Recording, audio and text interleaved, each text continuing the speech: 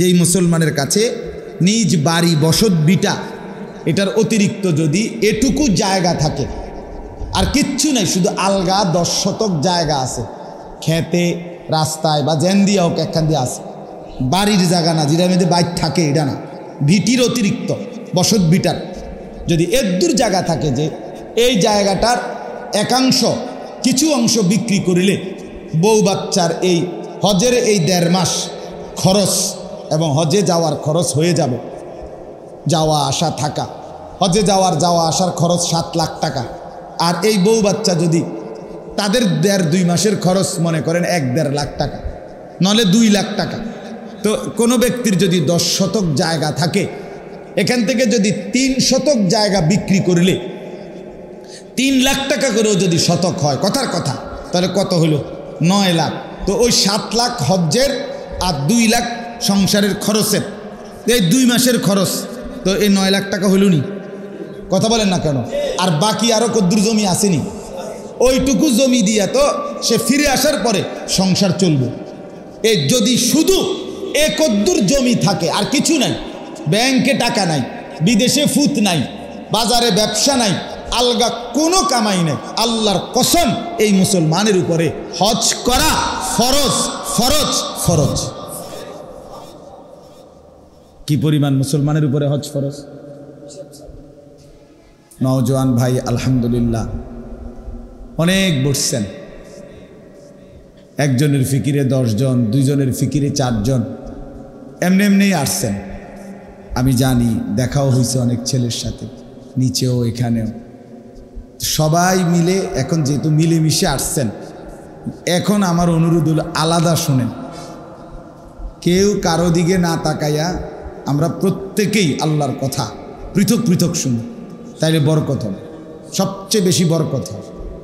আমার দরকার, আমার প্রয়োজনে আমি শুনতেছি, আমার ভালোর জন্য, আমার কল্যাণের জন্য, তাইলে খুব ফায়দা হয়। সবাইরে নিয়ে সব অবস্থায় সব সময় একসাথে আগানো যায় না, আবার সবাই আগাবে না বলে নিজেকে পিছনে ফেলে রাখা যাবে না, এটা গুরুত্বপূর্ণ বিষয় মনে রাখতে। আমি আমার সাধ্যের সবটুকু দিয়ে চেষ্টা করলাম আমার বন্ধু স্বজন আপনজনদেরকে আল্লাহর দিকে ফেরাইতে, কিন্তু কেউ ফিরছে না। এই কারণে আমি নিজে আল্লাহর হুকুম আল্লাহর বিধান থেকে পিছনে পড়ে থাকা কোনো সুযোগ নেই, এটা মনে রাখতে হবে। শেষ কথা হইল আমাকে বাঁচাইতে হবে। সবাইকে ডাকলাম, কেউ পাত্তা দিল না, ঠিক আছে ভাইয়া, কিন্তু আমাকে বাঁচতে হবে। এই জন্য নবীরা কোরআনুল কারীমের মধ্যে আছে, নবীরা সবসময় আল্লাহর পথে মানুষদেরকে দিবানিশি ডেকে শেষে বলতেন ওমা আনা মিনাল মুশরিকিন, দেখো আমি কিন্তু মুশরিকদের অন্তর্ভুক্ত নই। এবার তোমরা মানো না মানো, আমি বলতেছি, চেষ্টা করতেছি, আমি তোমাদের লগে নাই, তোমাদের সাথে নেই, আমি আল্লাহকেই ডেকে যাব। এইটা কিন্তু শেষ কথা, আমাকে আমি বাঁচাইতেই হবে, বাঁচাইতেই হবে। আমার শায়েখ আল্লামা মুফতি মুশতাকুন নবী সাহেব, আমি হুজুরের অনেক সময় দেখছি, উনি বয়ানের মধ্যে বিভিন্ন তাসবিহ ফজিলত বলে, সুবহানাল্লাহ, আলহামদুলিল্লাহ, আল্লাহু আকবার, লা ইলাহা ইল্লাল্লাহ, এরকম বিভিন্ন কালেমার পড়লে কি ফজিলত খুব বলে। বলার পরে মাঝে মাঝে আবেগে মহব্বতে দেখছি বলে যে এই যা বললাম আপনারা যদি কেউ আমল না করেন, আমি মুশতাকুন নবী আমল করব। এটা কয় না এরকম, মানে অর্থাৎ আমি এটা করব। আমি নিয়ত করছি যে আমি 100 বার সুবহানাল্লাহ পড়ব। এবার বাবুরে আপনারা পড়লেও পারেন না পড়লেও পারেন, আমি বলছি, মাগার আমি ছাড়ব না। এই একটা মানসিকতা, এটা একটা গুরুত্বপূর্ণ দিক। কোনো মানুষ যখন এটা ভাবে এই সমাজের সবাই উল্টে যাক, বদলে যাক, নষ্ট হয়ে যাক, আমি এটা দেখলে হবে না, আমাকে বাঁচতেই হবে। এক বাসে 50 জন যাত্রীর মধ্যে 49 জনই মরে গেছে অ্যাক্সিডেন্ট, কিন্তু আমি দেখতেছি এর ভেতর দিয়েও আমার নিঃশ্বাস আছে, আমি চেষ্টা করলে বাইর হইতে পারবো, আমাকে চেষ্টা করতেই হবে। কি বলে না, 49 জন মানুষ মরে গেছে আর আমি একজন বাচ্চা কিনবো, আপনি বাচ্চা কিনবেন মানে আপনি বুঝি এই জন্য নিজে নিজে মরে যাবেন, এটা কথা হইল? এটা কোনো মানুষ করবে দুনিয়াতে? সে একা হলেও বাঁচতে চাইবে, চেষ্টা করবে। ঠিক ইমান আমলের অবস্থাও এটা, ইমান আমলের হালাতও এটা। বাপ শেষ পর্যন্ত আমাকে বাঁচতেই হবে, এটা মনে রাখতে হবে, এটা আমাকে মনে রাখতে হবে। ইয়া আইয়ুহাল্লাযীনা আমানু আলাইকুম আনফুসাকুম, আল্লাহ তাআলা বলেন, হে ঈমানদারগণ, তোমরা প্রত্যেকেই নিজেকে আঁকড়িয়ে ধরো। আলাইকুম আনফুসাকুম আই আলজিমু আনফুসাকুম, তোমরা নিজেকে আঁকড়িয়ে ধরো, নিজেকে আঁকড়িয়ে ধরো। নিজের জীবন অবশ্যই বাধ্যতামূলক আপাদমস্তক সাজাও, ঈমান আমলের রঙে রাঙাও। আল্লাহ তাআলার হুকুম এটা। তো মানুষের ফিকির করবে না? অবশ্যই করবে, কিন্তু এটা মাথায় রাখতে হবে যে গোটা সমস্ত মানুষও যদি কালেমা না পড়ে, আল্লাহর দিকে না ফিরে, সেজদা না করে, আমি আল্লাহর রাস্তা থেকে ফিরব না, যাব না, আমি আল্লাহর রাস্তা ছাড়ব না। এটা গুরুত্বপূর্ণ। কোরআনুল কারীমে আল্লাহ বলছেন, ইয়া আইয়ুহাল্লাযীনা আমানু কু আনফুসাকুম, হে ঈমানদারগণ, তোমরা নিজেদেরকে বাঁচাও জাহান্নামের আগুন, অতঃপর পরিবারের সদস্যদেরকে বাঁচাও জাহান্নামের আগুন। তাহলে নিজেকে বাঁচানো, নিজের ফিকির করা, মনোযোগ। আমার ঢালকানগর শায়েখ আরিফ বিল্লাহ হজরত মৌলানা শাহ আব্দুল মতিন বিন হুসাইন দামাত বারাকাতুহুম হজরত বলেন, প্রতিটা দোয়ার মধ্যে এক বুদ্ধিমানের উচিত আল্লাহর বান্দাদের জন্যও দোয়া করা, নিজের জন্যও দোয়া। আল্লাহ এই মানুষগুলোকেও মাফ করে দেন, আমাকেও মাফ করে, নিজেকে ভুলে না যাওয়া। ইব্রাহিম আলাইহিস সালাম দোয়া শিখাইছেন, কোরআনে আছে, রব্বানা গফিরলি ওয়ালিওয়ালিদাইয়া ওয়ালিল মুমিনিন। আল্লাহ আমাকে মাফ করে দেন, আমার মা বাপকে মাফ করে দেন এবং সমস্ত মুমিনদেরকে মাফ করে দেন। এই যে তাহলে নিজেকে বাদ দিছি কি? বাদ দিই। আমাদের প্রিয় নবী সাল্লাল্লাহু আলাইহি সাল্লাম উম্মতের প্রতি কি পরিমাণ দরদি ছিলেন, দিবা নিশি উম্মতের জন্য ফিকির করছেন, দিবা নিশি দাওয়াত দিছেন, মানুষকে ডাকছেন, মানুষের জন্য কেঁদেছেন। কিন্তু সেই তিনিও 5 ওয়াক্ত নামাজের পরে নিজের ব্যাপারে স্পেশালি দোয়া করছেন, আল্লাহুম্মা হাসিবনি হিসাবান ইয়াসীরা। এটা কিন্তু এক বচনের শব্দ। আল্লাহ আমি মুহাম্মদের হিসাব সহজ করে দেন।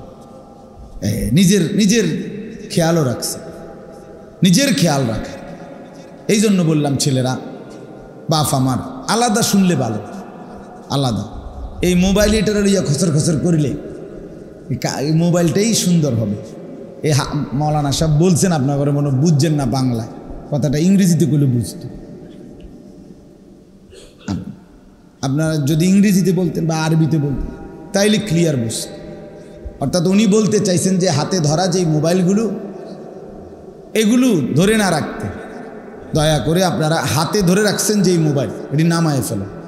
এমনি শুনেন, আমি বললাম ভালো হবে, আল্লাহর কথায় দিল লাগবে, আপনার কলিজায় ঢুকবে।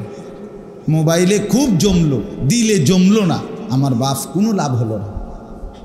1 লক্ষ ওয়াজ মোবাইল থেকে সংগ্রহ করলেন, আপনার মোবাইলে জমাইলেন, আপনার জিন্দিগিতে আপাদ মস্তক, মাথার চুল থেকে পায়ের নখ, ইমান ইসলামের কোনো চিহ্ন নাই, কি লাভ হইল? বা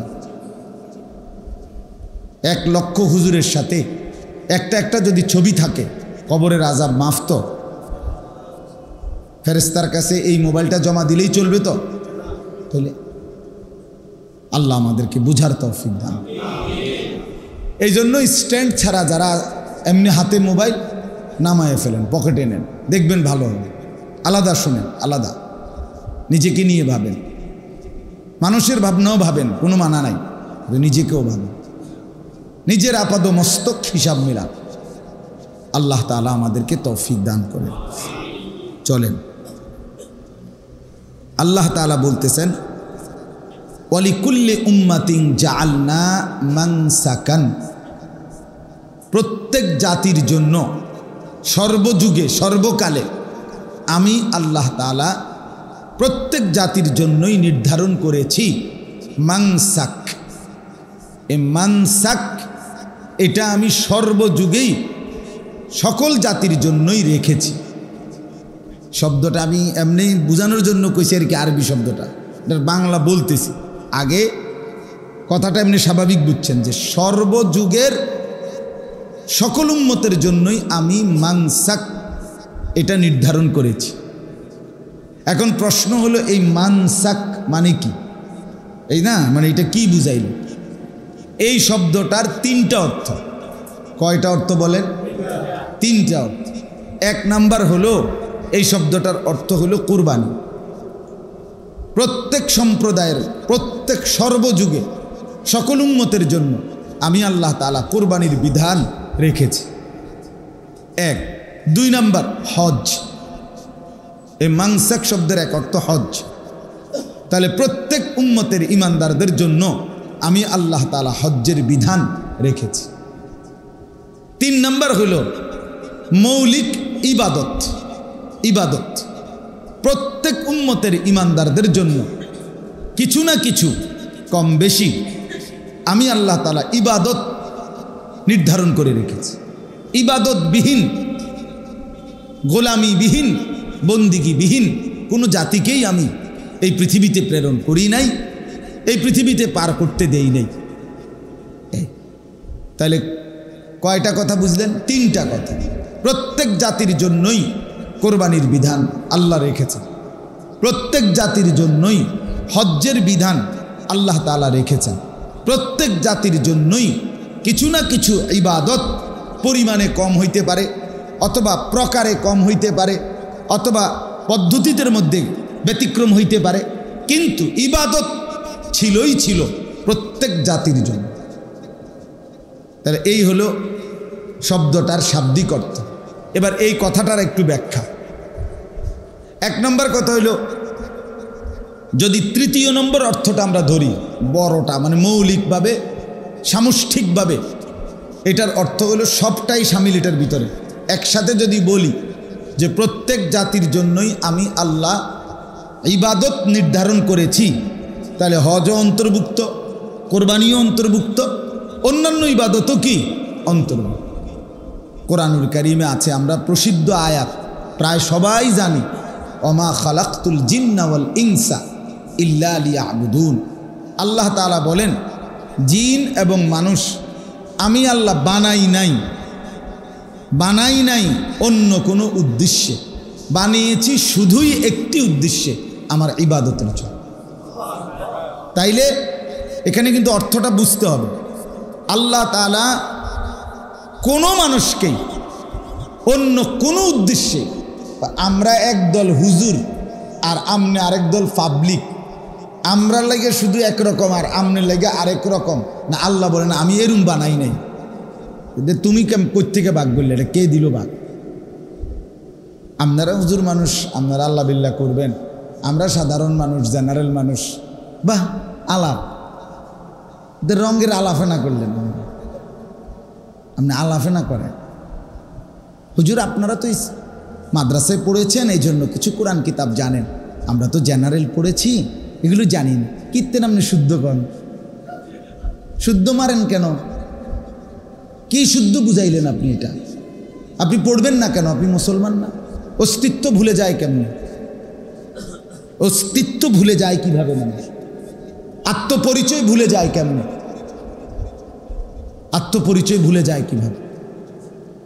যে মানুষ শিকড় ভুলে যায়, যে মানুষ আত্মপরিচয় ভুলে যায়, সে মানুষ থাকে কিভাবে? এই জন্য এইটা মনে রাখতে হবে। আমি প্রথমে তৃতীয়টার ব্যাখ্যা করতেছি। আল্লাহ তাআলা বলেন আমি মানুষকে বানাই নাই অন্য কোনো উদ্দেশ্যে, বানিয়েছি শুধুই ইবাদতের জন্য। অতএব সাফ কথা, আমার সময় কম, রাত হয়েছে, আমরা ইনশাআল্লাহ অল্প সময়ের ভিতরে শেষ করতে চাই। তো এটার দ্বারা স্পষ্ট এ কারণে যে আল্লাহ তাআলা বলেন, আরবিতে নফি ইস্তেসনা হসর বুঝায়। এখানে না বোধক শব্দ প্রথম, অমা খালাকতু আমি বানাই নাই, এরপরে ব্যতিক্রম ইল্লা একটা শব্দ আছে, ইল্লা লিয়াবুদুন, এই ইস্তেসনা কয় এটারে আরবিতে। নফি এবং ইস্তেসনা একসাথে হইলে হসর বুঝায়, সীমাবদ্ধ বুঝায়, অর্থাৎ আর কোনো উদ্দেশ্যেই নয়, একটাই উদ্দেশ্য ইবাদত। তাহলে এখানে আল্লাহ বললেন আমি মানুষকে বানাইছি ইবাদতের জন্য, এখানে বললেন আমি প্রত্যেক জাতির জন্য দিয়েছি ইবাদত। তোর মিলছে না কথাটা? তাইলে ইবাদতবিহীন মানুষ হয় না, মানুষ ইবাদত ছাড়া থাকতে পারে না। সাফ। এই জন্য দোস্ত আমার, যাদের জীবনে আল্লাহর বন্দিগি নাই, তুমি কোনো মানুষ না।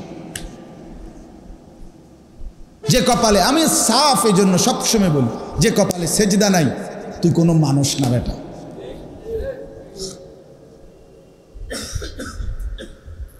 পরিষ্কার কথা, তুমি কোনো মানুষ না। সেজদাবিহীন, গোলামিবিহীন, ইবাদতবিহীন, বন্দিগিবিহীন না, আল্লাহর সাথে সম্পর্ক নাই, আল্লাহর সাথে বোঝাপড়া নাই, আল্লাহর সাথে কোনো রকমের স্মরণ নাই, এটা কোনো মানুষ না। এটা মানুষ না, এটা বেঁচে নাই, এটা মরে গেছে, এটা মরে গেছে। আপনারে আমি বললাম এই মাইক এটা লাগাইছে আমার কথা বলার জন্য, হরন এটা, মাউথ এটা, সাইডে সাউন্ড বক্স আছে। এখন সাউন্ড বক্সও আছে, এটাও আছে, কিন্তু এটাতে কোনো আওয়াজ বাইরে না। বহুতক্ষণ মনে করেন এটা খটর খটর করলাম, লাড়ালাড়ি করলাম, বল্টু মল্টু সব লড়াইলো, কিন্তু কোনো আওয়াজে আসে না। এখন জিদ উঠবে কিনা কথা বলেন না কেন? তো এই যে মাইকওয়ালা তারে জিদ দিয়ে মানুষ কি করবো? বেটা তোর এটা মাইকো না, মাইকে যাতো না, ফিসা দিয়ে ফিরতর কহা এটা কিতে আনছ তুই বেটা, বলবি কিনা? আল্লাহ তাআলা বলেন আমি মানুষকে বানাইছি ইবাদতের জন্যই শুধু, অতএব যার মধ্যে ইবাদত নাই তুই মানুষও না, মানুষের জাত না বেটা, তুই মানুষের জাত না। বুঝদি বলেন তো মানুষ না তো কি? সেটা আল্লাহ বলে রাখছে কি, সেটাও নফি ইস্তেসনা দিয়া কইছে। এটা যেমন মা এবং ইল্লা, ওইটাও নফি ইস্তেসনা, ওইটাও না বোধক এবং এই ইল্লা শব্দ, ইনহুম ইল্লা কাল আনআম। আল্লাহ বলেন আমার বন্দিগি ছাড়া, আমার বাঁধন ছিঁড়ে নিজের মন মতো যে চলে, খোদার কসম বন্ধু, আল্লাহ তাআলা কোরআনে বলছে এটা আর কিছু নয়, আর কিছু নয়, শুধুই জানোয়ার, শুধুই জানোয়ার, শুধুই জানোয়ার। তো খালাস, আইডেন্টিফাই হয়ে গেল, পরিচয় হয়ে গেল কি না? পরিচয় সংকটে ভোগার কিছু নাই, পরিচয় সংকটে বোঝার কিছু, পরিচয় মিলে গেছে। আল্লাহ তাআলা বলছেন ইনহুম ইল্লা কাল আনআম। সর্বশেষ কথা হলো আপনাদের কাছে, সেটা হলো প্রত্যেকে দিল থেকে একটা জিনিস চাইবেন, সেটা হলো আল্লাহর ঘরের হজ। বলেন ইনশাআল্লাহ। এটা কিন্তু মনে রাখবেন, হজ আমরা এখানে প্রত্যেকটা মুসলমানের জিন্দিগির একটা সবচেয়ে আকাঙ্ক্ষার প্রিয় ইবাদতের নাম হলো হজ। হজ আশেকানা ইবাদত, হজ হলো মহব্বতের ইবাদত। কোনো মুমিন আল্লাহকে ভীষণ ভালোবাসে, রাসূলুল্লাহ সাল্লাল্লাহু আলাইহি সাল্লামকে ভীষণ ভালোবাসে, এটার চূড়ান্ত নমুনা প্রমাণ আল্লাহর ঘরের হজ। যে আল্লাহর ঘর দেখলো, রাসূলুল্লাহ সাল্লাল্লাহু আলাইহি সাল্লামের রওজা মুবারকের সামনে দাঁড়াইলো, সে যেন ভালোবাসার সবটুকু নজরানা আল্লাহর সামনে তুলে দিল, তুলে দিল। এই জন্য আল্লাহর ঘরের হজ এটা হৃদয়ের সবচেয়ে বড় তামান্না থাকা চাই। তামান্না আমাদের সমাজে মুসলমান অধিকাংশ কি বলে, কি কারণে হজে যায় না? কি ছেলেটা বিদেশ, মেয়ে বিয়ে দেওয়া বাকি, বাইক বিল্ডিং করে নাই, এখনো জমি কিনে নাই, এই সমস্ত অজুহাত দেখাইয়া হজ করেন। অথচ যেই মুসলমানের কাছে নিজ বাড়ি বসত বিটা, এটার অতিরিক্ত যদি এটুকু জায়গা থাকে, আর কিচ্ছু নাই, শুধু আলগা 10 শতক জায়গা আছে, খেতে রাস্তায় বা জেন দিয়া হোক একখান দিয়ে আছে, বাড়ির জায়গা না, যেটার মধ্যে বাইক থাকে এটা না, ভিটির অতিরিক্ত বসত বিটার যদি এর দূর জায়গা থাকে যে এই জায়গাটার একাংশ কিছু অংশ বিক্রি করিলে বউ বাচ্চার এই হজের এই 1.5 মাস খরচ এবং হজে যাওয়ার খরচ হয়ে যাবে।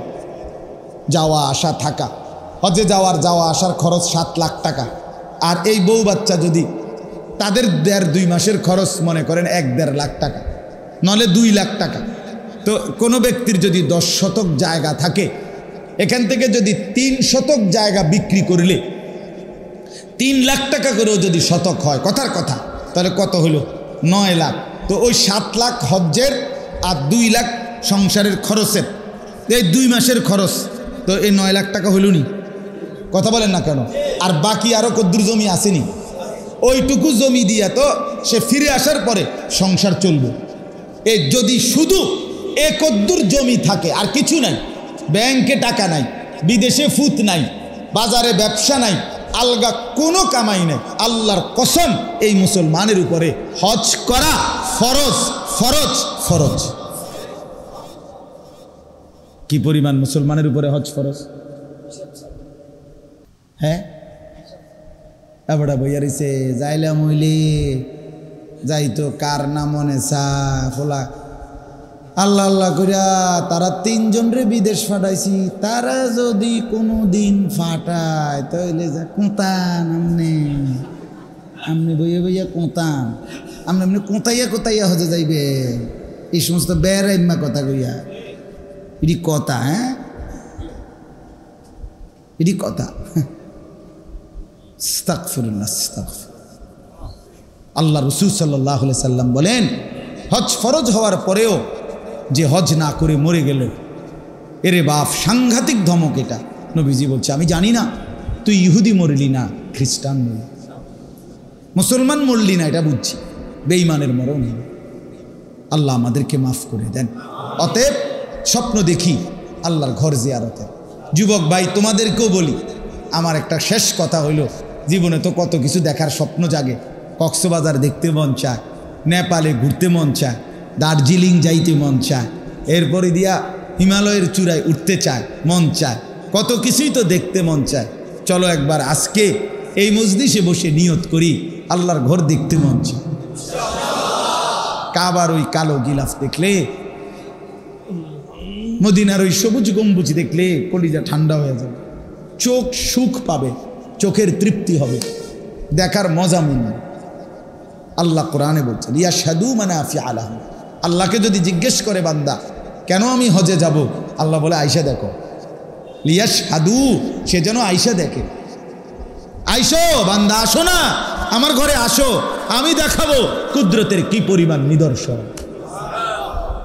দেখবা কদম কদম, পরতে পরতে আমার নিদর্শন, আমার ঘর দেখবা, আমার কালো গিলাফ দেখবা, হাজরে আসওয়াদ দেখবা, আমার ঘরের দরজা দেখবা, মাকামে ইব্রাহিম দেখবা, জমজম দেখবা, সাফা মারওয়ায় ঘুরবা, মিনায় যাবা, আরাফায় যাবা, মুজদালিফায় যাবা, আমি তোমারে ঘুরাবো, ঘুরাইতে ঘুরাইতে গুনাহ মাফ করে একদম মায়ের পেটে নতুন বাচ্চা বের হয় যেভাবে, নিষ্পাপ বানায় দেব। তুমি ঘুরবা, আমি সাফ করব, ঘুরতে ঘুরতে সাফ, ঘুরা শেষ, সাফ শেষ। আমি বলছি এই কয়দিনে যে আমার বাসাতে একটা ওয়াশিং মেশিন আছে, ওয়াশিং মেশিন দেখে আমি হজ বুঝছি। হ্যাঁ, বিশ্বাস করেন, আমার বাসার ওয়াশিং মেশিন থেকে আমি এটা শিখছি, বুঝছি যে এটারে হজ করে। মানে হইল ওয়াশিং মেশিনটার মধ্যে এই ময়লা কাপড় এগুলো দিয়া 10 মিনিটের জন্য এটা কি করে দিতে হয়, সেটিং করে দিতে হয়। ওটার মধ্যে উপরে আপনার বাটন টিপে দিতে হয় আর কি, 10 মিনিট। তাইলে এরপরে এই 10 মিনিট ধইরা এই ময়লা কাপড় এগুলা ঘোরে, একটু একটু করে কটকট কটকট কটকট আওয়াজ করে, আর এটা ঘোরে ঘোরে ঘোরে ঘোরে ঘোরে, ঘুরতে ঘুরতে 10 মিনিট পরে একদম পরিষ্কার কাপড়। তা আল্লাহ তাআলা বলে, হজে আসো, প্রথমে কাবা ঘোরো, এরপরে সাফা মারোয়া ঘোরো, যাও মিনায়, যাও আরাফায়, যাও মুজদালিফায়, আসো আবার মিনায়, আসো আবার কাবায়, ঘুরতে থাকো ঘুরতে থাকো। তুমি ঘুরতে ঘুরতে আমি তোমারে সাফ করব। ঘুরা শেষ, আমারও সাফ করা শেষ। রাজা আকা ইয়াউমিন ওয়ালাদাতহু উম্মুহ, মায়ের পেটের নবজাতক সন্তানের মতো বের করে দিলাম। আমি একবার হজের পরে মদিনায় গেছি, মক্কা থেকে যাওয়ার পরে এক আরবীয় আলেম মদিনার, ওনার সাথে মুসাফা করছি। তো জিজ্ঞাসা করছে আল্লাহর ঘর থেকে আসছেন? তো আমি বলছি জি হজরত। তো এবার মারহাবান আহলান সাহলান ইয়া মান ওয়ালাদাতহু উম্মু। বাবাটা আমার এটা ধন্যবাদ জানাইছে যে ধন্যবাদ ওই ভাইকে যাকে তার মা সদ্য প্রসব করলো। মানে কি? মানে মক্কা থেকে হজ করে কি করলেন? বাপরে, আমি এবারের কথা শুনলে মানে এত সুন্দর লাগছে যে আরবীয় আলেম, যে ধন্যবাদ ভাই আপনাকে যাকে তার মা কি করলো? সদ্য প্রসব। আল্লাহ আমাদের প্রত্যেককে আল্লাহর ঘর জিয়ারতের তৌফিক দান করে। চোখের সার্থকতা, যে চোখ আল্লাহর ঘর দেখে নাই, মদিনার রওজায় দাঁড়াই নাই, সে যেন কিছুই দেখে না। আল্লাহ তাআলা আপনাদেরকেও তৌফিক দেন, আমাদেরকেও তৌফিক দেন। এই মজমার সবাইকে আল্লাহ কবুল করেন, এই মাদ্রাসাকে আল্লাহ তাআলা ভরপুর বরকত দান করেন। যে তালেব ইলমরা পড়ছে আল্লাহ তাআলা তাদেরকে আফিয়তের সাথে হাফেজ, আলেম, মুত্তাকি, আরেফ, রব্বানি বানিয়ে দেন। আপনারা যারা কষ্ট করে এসেছেন, শহরের মানুষ, আপনারা আরেকটু আগেই ঘুমায় যাইতেন হয়তো, কিন্তু এরপরও কষ্ট করে সবরের সাথে বসছেন। আল্লাহ তাআলা আপনাদের এই বসার মধ্যে উত্তম বিনিময় দান করেন। সন্তানের প্রতি আরও নজরদারি বাড়ান, নিজের ঘর সুন্দর রাখেন। টেলিভিশন, নাটক, সিনেমা থেকে ফেরাইবার চেষ্টা করেন। ছেলেটাকে মোবাইলের আসক্তি থেকে বাঁচান, মেয়েটাকে মোবাইলের আসক্তি থেকে বাঁচান, বোনটাকে, স্ত্রীকে বেপর্দার জিন্দিগি থেকে বাঁচান। সম্ভব হবে না এ কথা বলবেন না, হতাশ হবে না বাপ, এটা আমার অনুরোধ। হতাশ হবেন না যে পারবেন না, আর হইতো না হুজুর, সম্ভব না। খোদার কসম, কোনো মুসলমান এরকম হতাশা ব্যক্ত করা এটা কুফরি। হতাশা ব্যক্ত করা কি কুফরি? মুমিনের জন্য হতাশা কুফরি, যেন হতাশ হবে না। আল্লাহ তাআলা আমাদেরকে বুঝ দান করেন। সুবহানাল্লাহি ওয়া বিহামদিহি, সুবহানাকাল্লাহুম্মা বিহামদিকা, আশহাদু আল্লা ইলাহা ইল্লা আনতা, আস্তাগফিরুকা ওয়া আতুবু ইলাইক। আলহামদুলিল্লাহি রাব্বিল আলামিন। আল্লাহুম্মা আনতাস সালাম ওয়া মিনকাস সালাম, তাবারাকতা ইয়া যাল জালালি ওয়াল ইকরাম, ইয়া আরহামার রাহিমিন, ইয়া আরহামার রাহিমিন, ইয়া আরহামার রাহিমিন। ربنا ظلمنا أنفسنا وإن لم تغفر لنا وترحمنا لنكونن من الخاسرين. ربنا آتنا في الدنيا حسنة وفي الآخرة حسنة وقنا عذاب النار. رب ارحمهما كما ربياني صغيرا. ربنا هب لنا من أزواجنا وذرياتنا قرة أعين وجعلنا للمتقين إماما.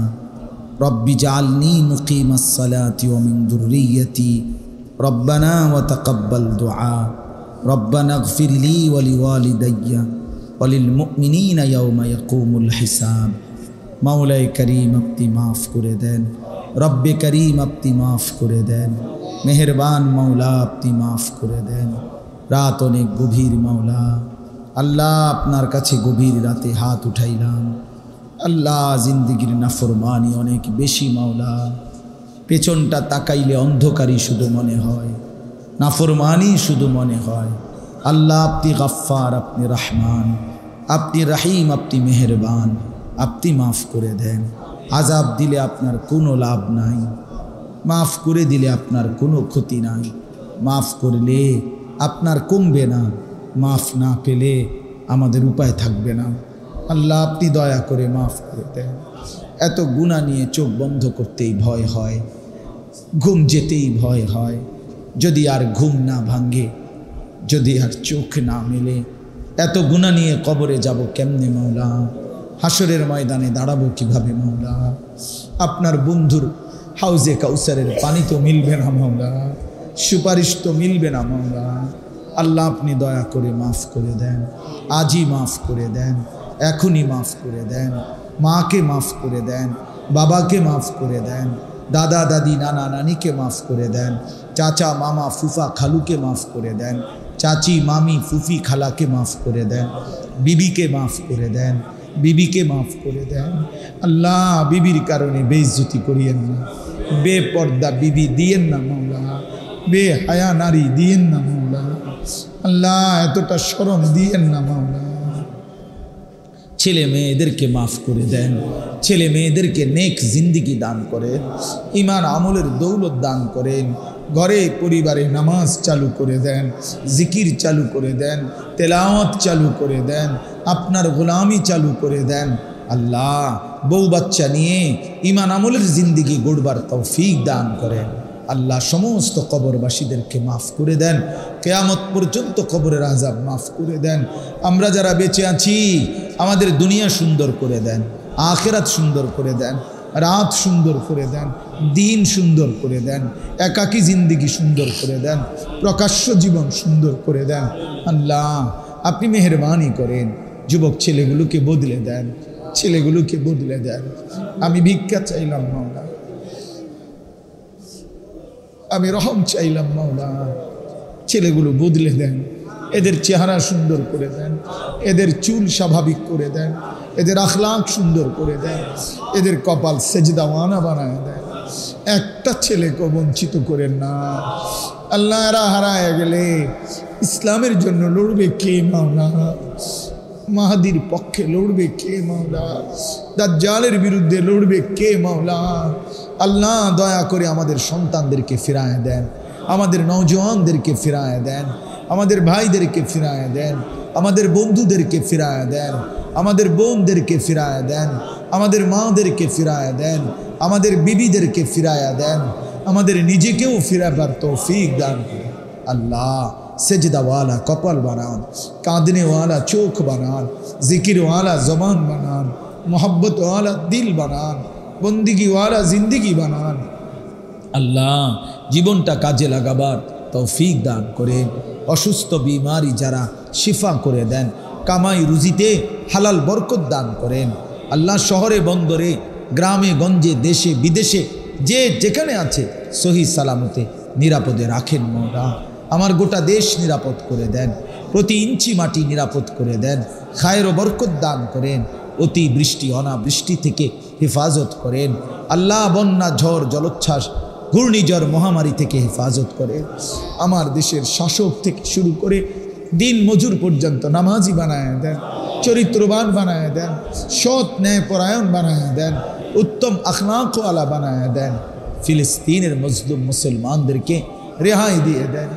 আল্লাহ মায়ের মুখে হাসি ফুটায় দেন। আল্লাহ ফিলিস্তিনের মা কি আর ঘরে ফিরবে না মাওলা? ফিলিস্তিনের মাসুম বাচ্চা কি আশ্রয় পাবে না মাওলা? ওরা আর কত কাঁদবে মাওলা, ওরা আর কত অভাবের তাড়নায় কাঁদবে মাওলা। আপনি রহম করেন, আপনি রহম করেন। ইয়া রব্বা মুহাম্মদ উনসুর উম্মাতা মুহাম্মদ, ইয়া রব্বা মুহাম্মদ ইগফির উম্মাতা মুহাম্মদ, ইয়া রব্বা মুহাম্মদ ইরহাম উম্মাতা মুহাম্মদ। আল্লাহ দয়া করেন, আল্লাহ দয়া করেন, আল্লাহ দয়া করেন। এই মজমার প্রত্যেকটা বাবা ভাইকে কবুল করে নেন, প্রত্যেককে উত্তম থেকে উত্তম বিনিময় দান করেন। অনেক ওলামায়ে কেরাম এসেছেন, আল্লাহ প্রত্যেকের কলিজায় উম্মতের ফিকির দান করেন, উম্মতের দরদ দান করেন, মানুষের কল্যাণে আরও কষ্ট করার চেষ্টা করার তৌফিক দান করেন। এই রশিদিয়া মাদ্রাসা আপনি কবুল করে নেন, আপনি কবুল করে নেন, আপনি কবুল করে নেন। আল্লাহ আপনি চাইলে এটাও ফেনী জামিয়া রশিদিয়া হতে পারে মাওলা। আল্লাহ আপনি চাইলেই তো হবে, আপনি চাইলেই তো হবে, আপনি চাইলেই তো হবে। আল্লাহ আপনি কবুল করে নেন। যে ছেলেদেরকে সবক দেয়া হলো এদেরকে হাফেজ আলেম বানান, বাকি সন্তানদেরকেও কবুল করেন। ওস্তাদ ছাত্র সকলকে ইখলাস ও তাকওয়া দান করেন। মহল্লাবাসীর দিল মাদ্রাসার সাথেই ঝুঁকায়া দেন। অনেক ব্যবসায়ী ভাই, অনেক বন্ধুরা এসেছেন, আল্লাহ সবাইকে কবুল করে নেন। আল্লাহ সবাইকে কবুল করেন। যে ছেলেগুলো একজন আরেকজনকে ডেকে ডেকে আজকের এই মজলিসে এনেছে, আল্লাহ ওদের প্রত্যেককে বিনিময় দান করে, উত্তম থেকে উত্তম বিনিময় দান করেন। রব্বির হামহুমা কামা রব্বায়ানি সগীরা। সুবহান রাব্বিকা রব্বিল ইজ্জাতি আম্মা ইয়াসিফুন ওয়া সালামুন আলাল মুরসালিন আলহামদুলিল্লাহ।